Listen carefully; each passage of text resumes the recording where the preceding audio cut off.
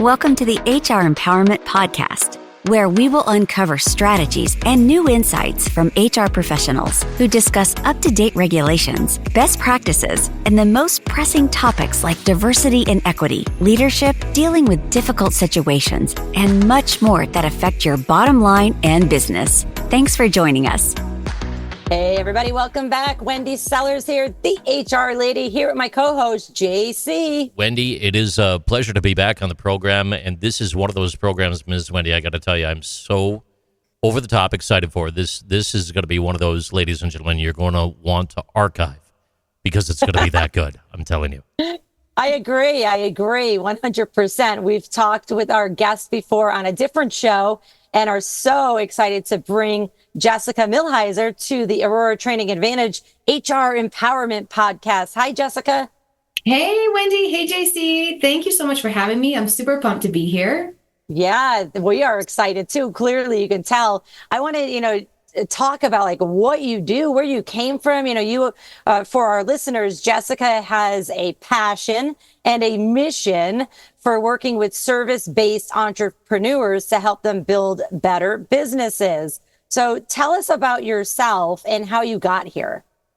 Oh my gosh. Okay. Yep. So I'll try to do a more of a condensed version, but basically I call myself an accidental entrepreneur because this wasn't actually my intended path. I'm originally from Vermont. I lived in DC. I moved to LA, and then we moved to Colorado in September 2020.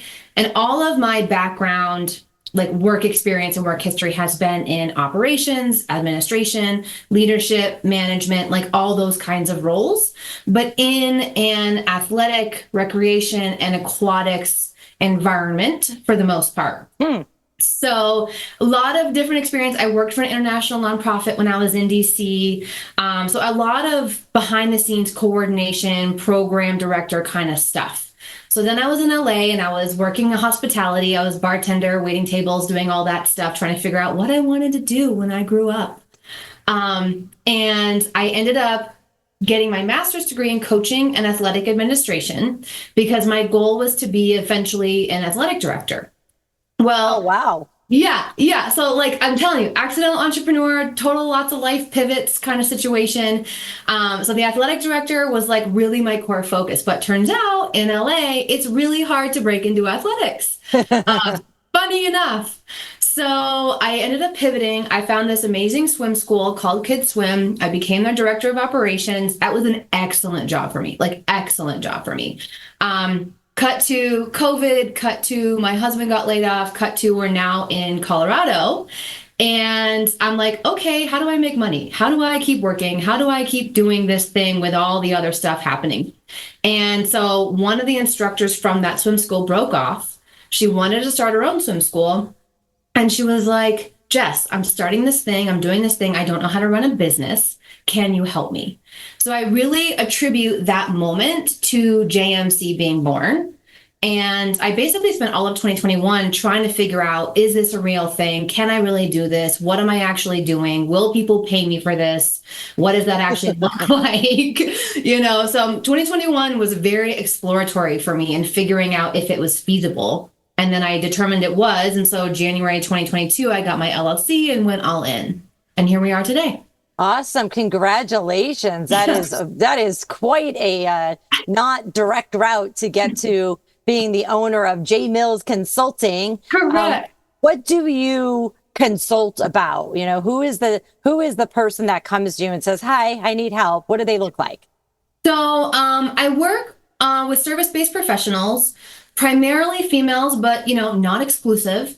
And basically, they are just service-based businesses, and they have a really strong passion for what they do. They're really good at whatever their skill or trade actually is, but they maybe don't have quite the business mindset. They don't necessarily know like how to bring to life what it is they do, how they want to serve into an actual sustainable business. Okay. And so I guess to expand a little more, a lot of what I do is the back end infrastructure. So like business identity, documentation, processes, procedures, manuals for team growth, just really figuring out the logistics behind all of that. It's interesting that you mentioned business identity, because I think JC has some stats he wants to share about that. Yeah, absolutely, Wendy. And thank you, Jess. A strong business identity is critical for long-term success, with research showing that companies with a clear and impactful brand identity are 20% more likely to report above average profitability than those without a distinct identity. Back to you. I love that. JC, I'm going to have you send me that stat. Sure thing. Yeah, absolutely. I think he can do that too. We love providing statistics to our listeners because, you know, sometimes you just feel like you're so alone, right? In business, being an entrepreneur yourself, you just feel like, is there anybody else going through this? Whether you have a business of, you know, a single person running the company or thousands and thousands, you sit there when you have the management hat on, the HR hat, sometimes the accounting hat too, and the IT hat. And you're like, is anyone else going through this drama that I'm going through? And it is nice to know. I mean, sorry, it's nice to know that somebody else is going through the pain, but it's really nice to know that I'm not in this alone. And maybe I could reach out to that person and we could share some stories and some advice.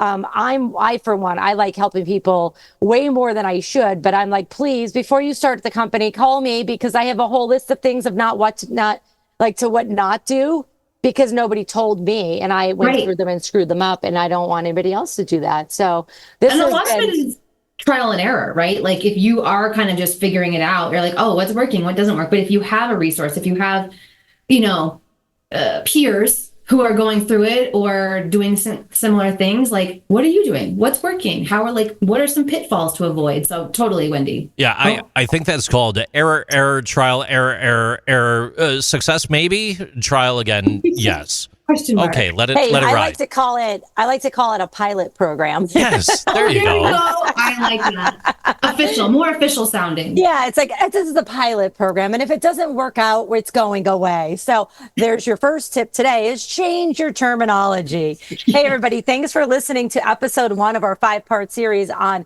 helping entrepreneurs build better, sustainable business. Next up, we will discuss streamlining success, the essentials of business organization. Thank you for joining the HR Empowerment Podcast, brought to you by Aurora Training Advantage. We hope you've gained new insight and strategies to navigate the HR profession. We look forward to you joining us again on the HR Empowerment Podcast.